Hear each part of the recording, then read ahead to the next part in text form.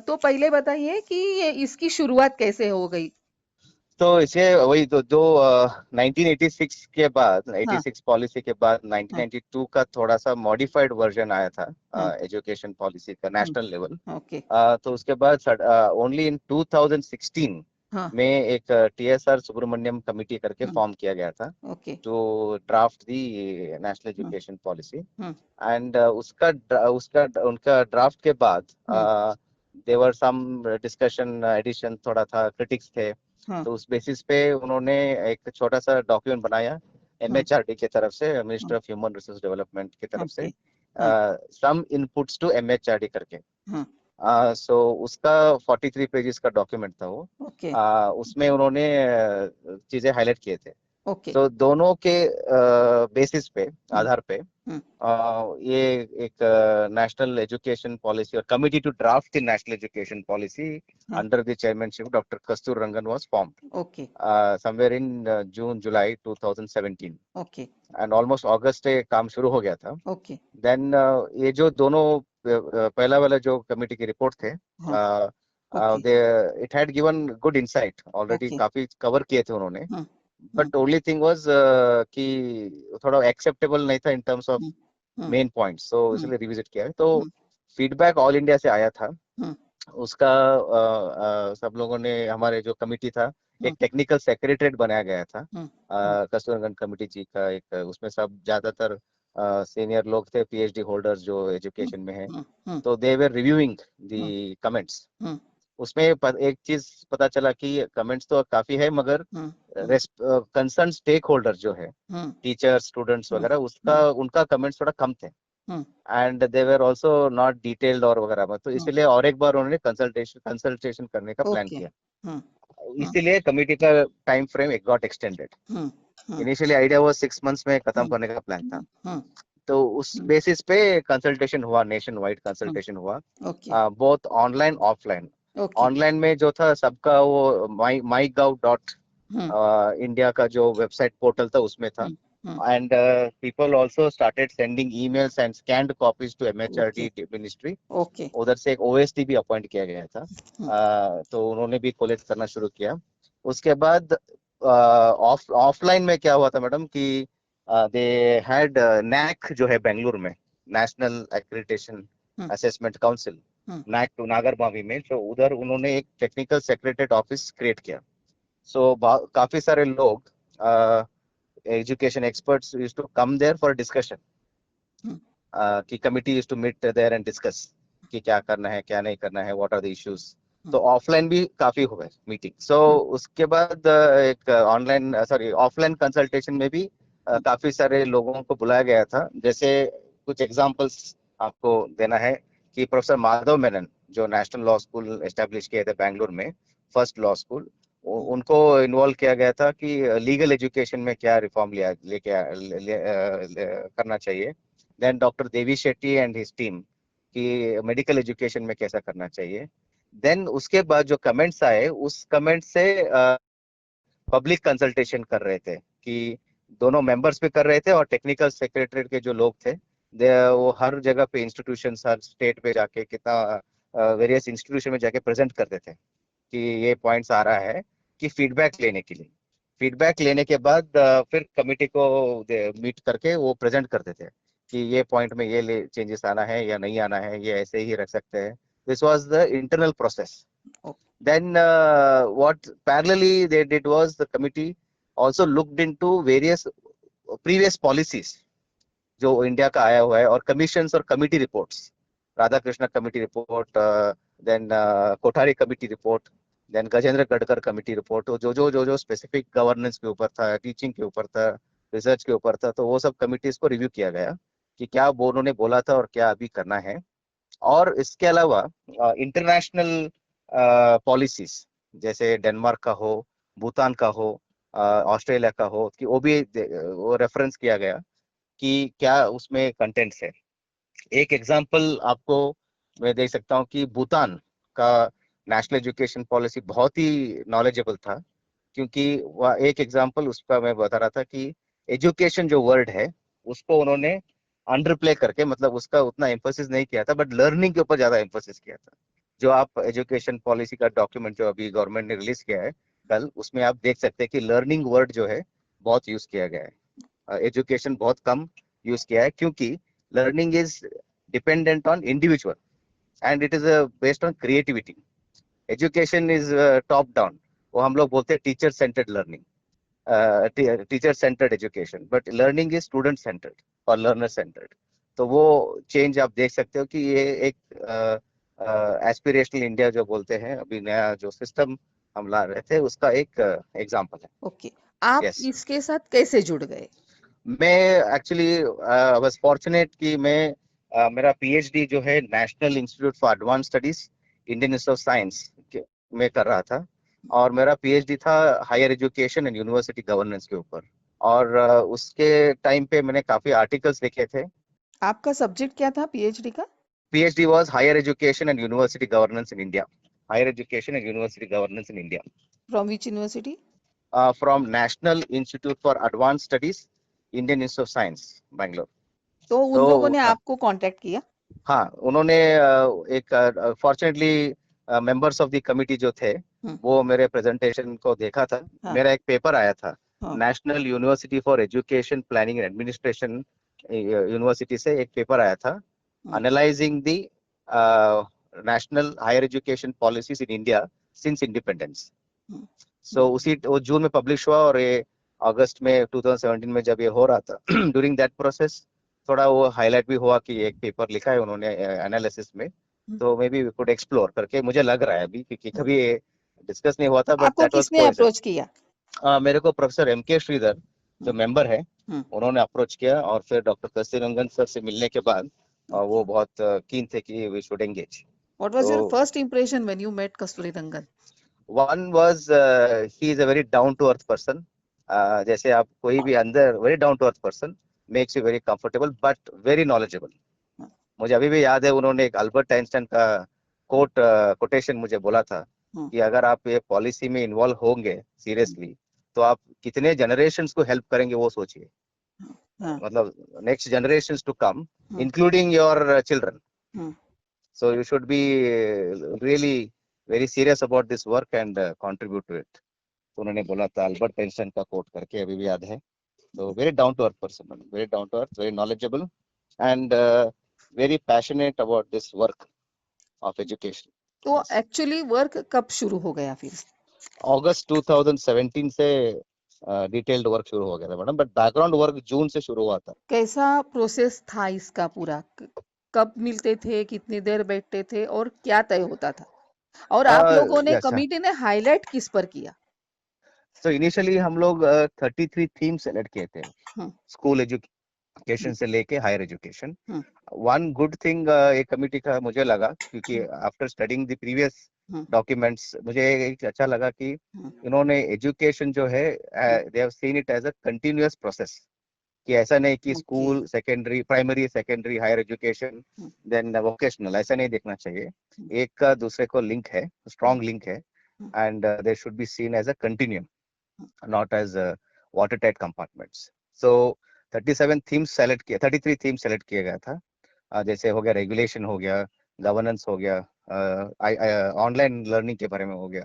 So ऐसे 33 themes were found. Then ये they सब started जो collecting कमिटी के मेंबर हैं वो बहुत सीनियर है। हाँ, आप अकेले उसमें बहुत यंग हो। हाँ, आपका सजेशन उन लोगों ने कैसे लिया था? आपने क्या सुझाव दिया था? मैंने हायर एजुकेशन के ऊपर काफी सुझाव दिया था मैडम। स्कूल एजुकेशन मेरा डोमेन नहीं था, but higher education was my domain.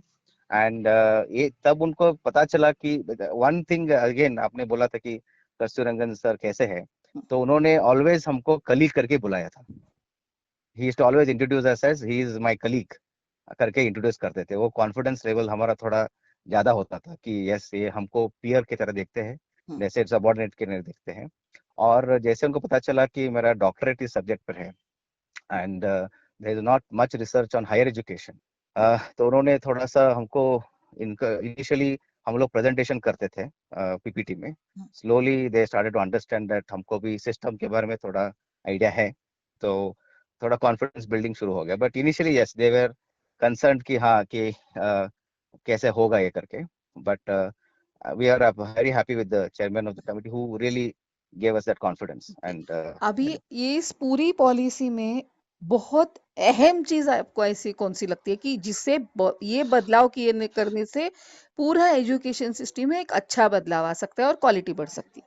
हाँ, हायर एजुकेशन में स्पेसिफिकली मैं बताना चाहता हूँ कि एक है कि जो फ्लेक्सिबिलिटी उन्होंने किया है फॉर स्टूडेंट्स, ओके। कि पहला ऐसा होता था कि मैं एक बार एक डिसिप्लिन में एंटर हो गया तो फिर परमानेंटली उसी में रहूंगा। हाँ। अभी जो फ्लेक्सिबिलिटी दिया है, हाँ। academic flexibility, it is one good thing.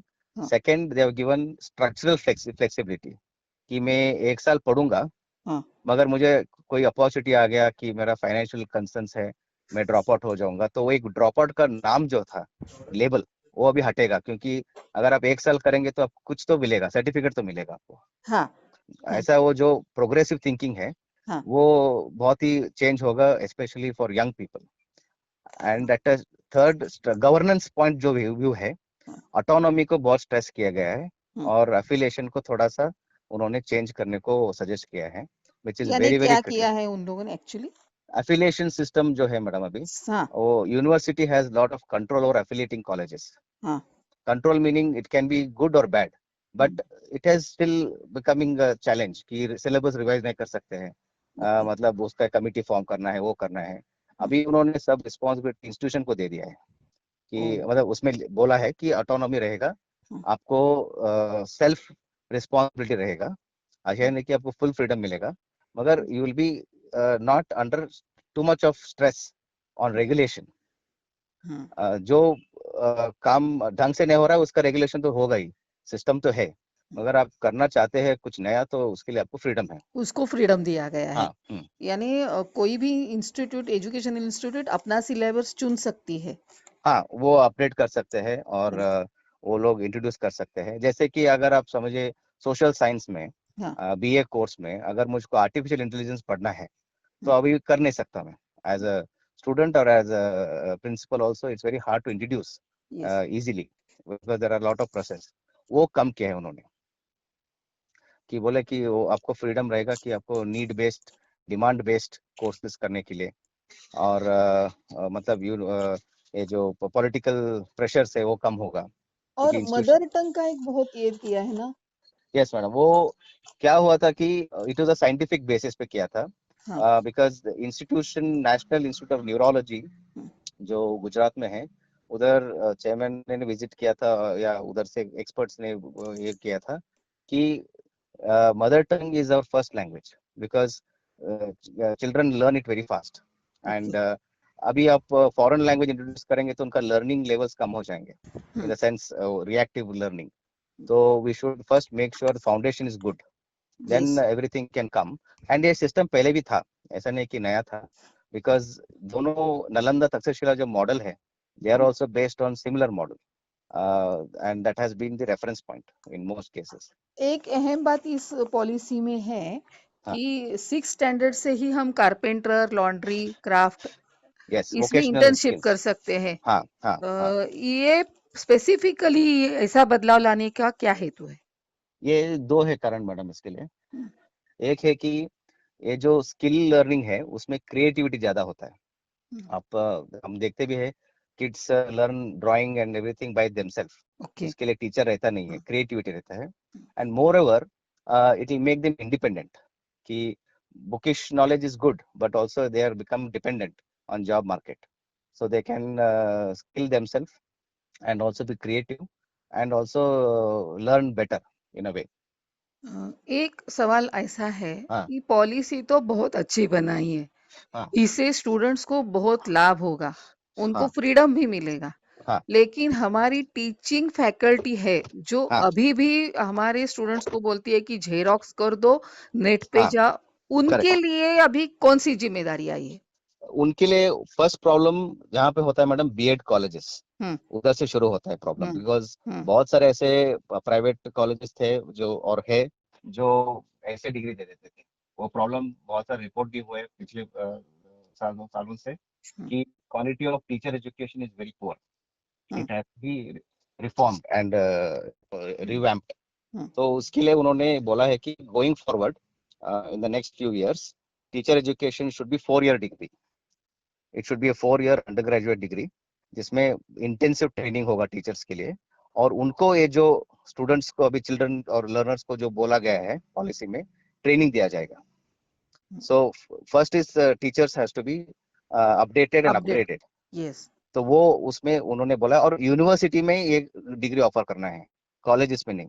जैसे डिपार्टमेंट ऑफ एजुकेशन हाँ, should be the main body because उसमें थोड़ा क्वालिटी भी मैनेज हो जाएगा.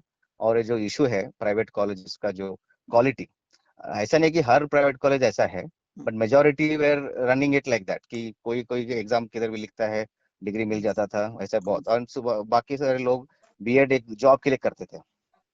अभी वो पैशन क्रिएट करना है हाँ। और उसका एक ट्रेनिंग क्रिएट करना है और उससे सॉल्व करेंगे तो ये थोड़ा बहुत एड्रेस हो जाएगा. और एक बदलाव किया है कि हाँ. पाली, पर्शियन, प्राकृत हम्म. ऐसे लैंग्वेज के लिए एक खास संस्था yes, it is under the theme of Indian knowledge system. ऐसा ऐसा था कि जब कमिटी डिस्कस कर रहे थे कि एक इंडिजिनस जो हमारा एक नॉलेज बेस है, हम लोग काफी बाहर से बोरो कर रहे हैं और कॉपी कर रहे हैं, बट इधर का जो सिस्टम है उसको एड्रेस नहीं कर पा रहे थे. और उसको रिवैम्प करने के लिए और उसको फोकस करने के लिए इंडियन नॉलेज सिस्टम करके एक 64 कलास जो हमारे पुरानिक टेक्स्ट में है, 64 कलास, उसका एक रेफरेंस पॉइंट लिया गया था. लेकिन ये हम्म. लैंग्वेजेस अभी हमारे व्यवहार में नहीं है। हाँ मैडम, नहीं है अम, मगर रिक्वायरमेंट बहुत है कि हमारे इतने सारे टेक्स्ट अभी भी इंडिया में है जो ट्रांसलेट करना भी मुश्किल हो रहा है. ट्रांसलेटर्स नहीं मिल रहे हैं और उसका नॉलेज जो हम डिराइव कर सकते हैं उसका रिक्वायरमेंट बहुत है. जैसे अगर आप कोई भी ऐसा एक टेक्स्ट ले जो इम्पोर्टेंट टेक्स्ट है, उसको हम अगर ट्रांसलेट करेंगे तो हमारा ओन नॉलेज हमको मिलेगा.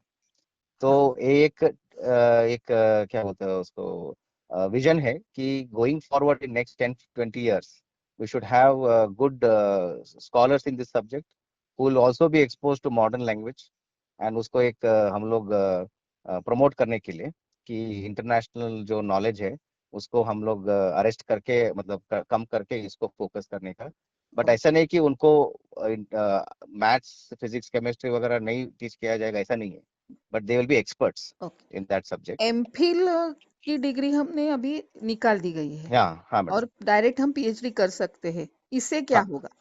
इससे दो चीजें होगा कि एक तो पीएचडी जो अभी हम लोग देख रहे हैं कि हम लोग 99% of the time hmm, people at the age of 27-28 they do PhDs hmm, because of these requirements, eligibility requirements. हम्म, अभी young people जो है they are already smart. So 4 साल का अंडर ग्रेजुएट डिग्री करके उनको पीएचडी का एक ऑप्शन दिया गया है. जो 4th year of under graduate degree होगा वो रिसर्च बेस्ड डिग्री होगा. One has a choice to leave after 3 years and finish a regular undergraduate and do a master's. But if you do 4th year, then you will save 2 years of your young life या and you are able to engage on issues. इस पूरी policy में आपको कौन सी बहुत सभी सभी इसमें Hmm, जो भी है hmm, आर्टिकल्स वो hmm, अच्छे ही है। hmm. इसमें बहुत अहम है कि इससे बहुत क्वालिटी एजुकेशन की बढ़ेगी, ऐसा आपको लगता है? ये तो बहुत मुश्किल है because as I said one is related to the other. Hmm, ये ऐसा मुश्किल है मगर हायर एजुकेशन में हम्म, मेरे हिसाब से जो इंटर डिसिप्लिनरी और मल्टी डिसिप्लिनरी जो बोला गया है कि आप एक डिसिप्लिन में सीमित नहीं रहेंगे hmm, but you are able to engage in other discipline. जैसे आप फिजिक्स पढ़ रहे हो तो आप हिस्ट्री भी पढ़ सकते हो. तो ये जो सिस्टम उन्होंने लाने का प्लान किया है अभी वो बहुत ही क्रिटिकल होगा क्योंकि उससे नया एक इनोवेशन का पॉसिबिलिटी ज्यादा है, इनोवेटिव थिंकिंग एंड इनोवेशन के लिए which is 21st century requirement. अभी एक सेंटेंस में पूरी इस एजुकेशन पॉलिसी को आप ब्रीफ करना चाहोगे तो पूरे एक सेंटेंस में आप क्या कहोगे? National education policy is a systemic and systematic and vision document for the nation in order to prepare it for the next 35-40 years. आपको इस पॉलिसी मेकर्स के साथ काम करते हुए आपका पूरा पर्सनल एक्सपीरियंस कैसा था? मेरा तो एक था कि I have improved my maturity levels of the art of policy making. Number 1. Number 2, I was very initially, बहुत हम लोग ऐसे आर्म चेयर क्रिटिक्स जो बोलते हैं कि ये आराम से बैठ के हम लोग क्रिटिक करते हैं कि ये पॉलिसी अच्छा नहीं था, वो अच्छा नहीं था. But now I know the challenges and also being very alert कि ऐसे क्रिटिक करने के पहले सोचना चाहिए कि कितना एफर्ट जाता है इसके जो पॉलिसी मेकिंग प्रोसेस में है, कितने चैलेंजेस होते हैं, कितने प्रेशर्स होते हैं, स्ट्रेस होता है कि सबका कमेंट्स को लेके सबको इन्वॉल्व करके लेके जाना बहुत मुश्किल है. एंड थर्ड इज दैट वो जो हम लोग सोचते हैं कि जो बहुत सीनियर होते हैं या जूनियर होते हैं, वो जो हायरार्की है वो इट्स नॉट देयर. हम लोग ऐसे सोचते हैं मगर वो प्रैक्टिस में नहीं है. I think this lessons I have learned over time, and this is what I would suggest that we should be thoughtful about. Yes, thank you so much and we are Yes, so madam. proud that आप बेलगाम के हो और Yes, madam. बेलगाम का एक सुपुत्र national policy draft करने में सहभागी होता है. ये हमारे लिए भी बहुत बहुत गौरव गौरव की बात है. Thank all you, the madam. Best, we wish all the best to you. Thank you, madam. I thank must you say that Chetan. Belgaum gives an unique opportunity हाँ to be culturally diverse, knowledge was also diverse, हाँ and also being a grounded person. वो एक okay. environment हमको है उधर. हम I should congratulate all the mentors of mine also, and thank them for this yes, personal बहुत personal बहुत development. शुक्रिया और बहुत बहुत Thank you, धन्यवाद. madam. हाँ, Thank you, madam. Thank Thank you. you. Thank you, madam.